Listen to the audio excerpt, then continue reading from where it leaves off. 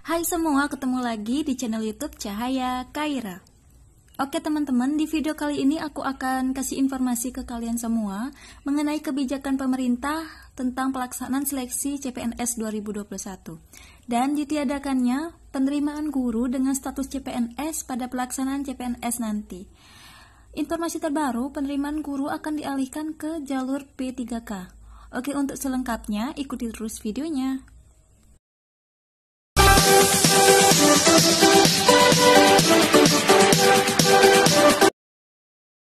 Tapi sebelum lanjut, jangan lupa untuk like, subscribe, dan klik tombol lonceng untuk mendapatkan notifikasi video-video terbaru dari aku. Dan jangan lupa share ke semua akun media sosial kalian. Semoga bermanfaat. Terima kasih atas beberapa pertanyaannya. Untuk seleksi CPNS tahun 2021 ini, memang kami merencanakan dengan Kemenpan untuk bisa melaksanakan, karena memang ada kebutuhan untuk itu. Namun demikian, ada beberapa tahapan yang harus dilakukan terlebih dahulu sebelum formasi CPNS itu dapat ditetapkan. Yang pertama tentu daerah atau instansi perlu menghitung ulang kebutuhan CPNS-nya untuk 5 tahun. Setelah mereka mengetahui kebutuhan untuk 5 tahun itu, mereka membaginya dalam periode tahunan. Jadi tidak sekedar hanya membagi 5, tapi berapa tahun pertama, berapa tahun kedua, sampai tahun kelima. Nah, kenapa itu diperlukan? Karena saat ini banyak sekali CPNS atau PNS yang meminta pindah lokasi, sehingga kebutuhan di masing-masing tentu menjadi berubah dan berbeda.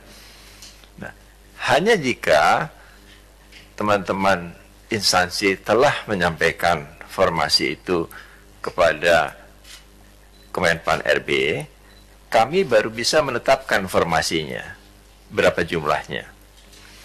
Dan itu diperkirakan formasi itu Mei sudah dapat ditetapkan.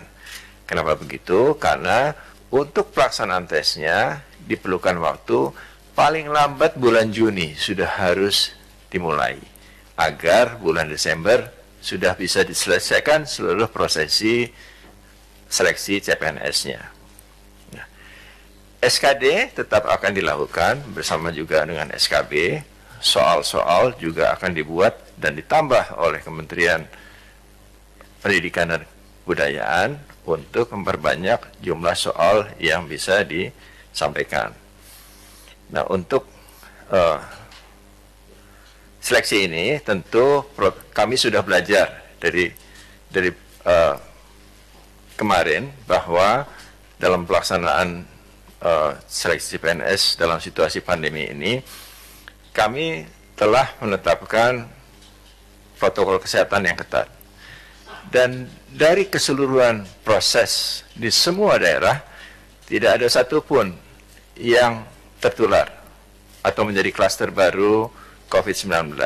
Walaupun dalam pelaksanaannya, kami masih memperbolehkan peserta yang suhu badannya tinggi, reaktif atau positif untuk tetap mengikuti seleksi CPNS. Jadi kami akan terus memperbaiki sistemnya. Kami merasa memiliki keyakinan untuk bisa dan mampu melaksanakan itu seperti yang telah kami lakukan pada saat-saat yang lalu, dan ke depan terus akan kami perbaiki. Untuk surat registrasi, ini yang diwajibkan adalah dokter. Untuk perawat tidak diwajibkan, walaupun memang ada beberapa sekolah yang mewajibkan surat registrasi, tapi dari sisi kepegawaian yang diwajibkan hanya untuk dokter. Nah, kemudian apakah ada penerimaan guru CPNS? Sementara ini Bapak Menpan, Bapak Mendikbud, dan kami sementara ini sepakat bahwa untuk guru itu akan beralih menjadi P3K. Jadi bukan CPNS lagi. Ke depan mungkin kami tidak akan menerima guru dengan status CPNS, tapi pegawai pemerintah dengan perjanjian kerja. Kenapa? Karena kalau CPNS setelah mereka bertugas 4-5 tahun, biasanya mereka ingin pindah lokasi. Dan itu menghancurkan kemudian sistem distribusi guru secara nasional. 20 tahun kami berusaha menyelesaikan itu, tapi tidak selesai dengan sistem PNS. Jadi ke depan ini sistem ini akan diubah menjadi P3K. Demikian juga untuk tenaga kesehatan, dokter dan lain-lain, penyuluh itu juga akan statusnya P3K. Sebenarnya best practices di negara-negara maju juga melakukan hal-hal yang sama. Jumlah P3K di negara maju itu sekitar 70-80% dibandingkan PNS-nya. PNS-nya hanya 20%. Dan untuk hal-hal yang bersifat pelayanan publik, status kepegawaian para penyelenggaranya adalah P3K. Jadi ke depan ini jumlah P3K di Indonesia harusnya akan lebih banyak dibandingkan jumlah PNS.